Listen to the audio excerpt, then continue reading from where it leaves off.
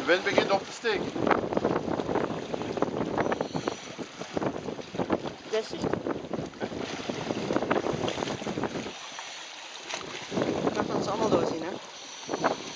Papa. Vet toch. Er moet nog één ertussen. Alex. Schuif eens wat op. Ja.